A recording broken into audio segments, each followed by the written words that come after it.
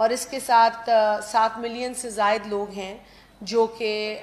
Beneficiaries ہیں. لیکن جو ایک مجھے بڑی تشویشناک بات لگی وہ کچھ فلٹرز لگائے گئے اور ان فلٹرز کے ذریعے کوشش کی گئی کہ لوگوں کو اس پروگرام سے نکالا جائے، جس میں کہ مثال کے طور پر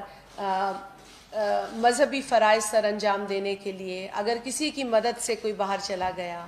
یا اگر کوئی اپنے علاج سے امداد کے وسیلے کسی ملک میں چلا گیا یا کسی نے آئی ڈی کارڈ بنا لیا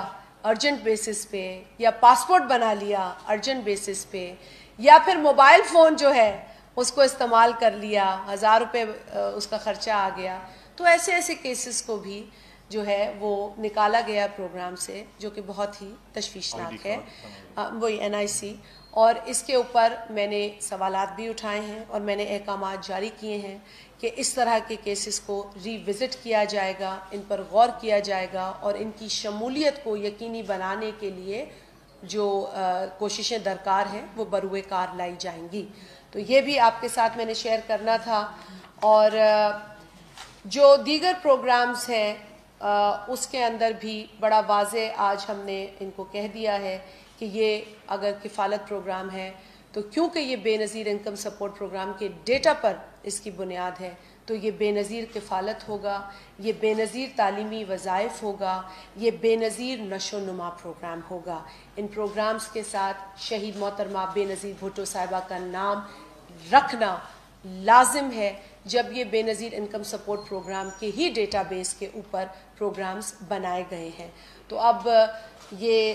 جھوٹ عوام سے نہیں بولا جا سکتا کہ یہ بے نظیر انکم سپورٹ پروگرام نہیں ہے، چونکہ آج بھی اگر قانون بنا ہے تو وہ BISP پروگرام کا قانون بنا ہے، اور اگر یہ پروگرامز ایڈ کیے گئے ہیں تو یہ اسی بے نظیر انکم سپورٹ پروگرام کی ڈیٹا بیس کی بدولت عمل میں آئے ہیں. تو یہ بھی چیز واضح کر دی گئی ہے اور احکامات جاری ہو گئے ہیں. اس کے علاوہ 16 زونل آفیسز ہیں بے نظیر انکم سپورٹ پروگرام کے، اور یہ بھی آپ کے توسط سے میں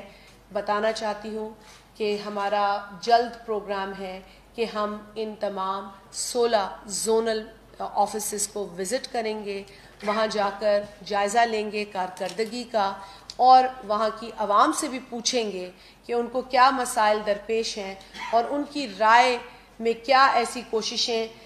کی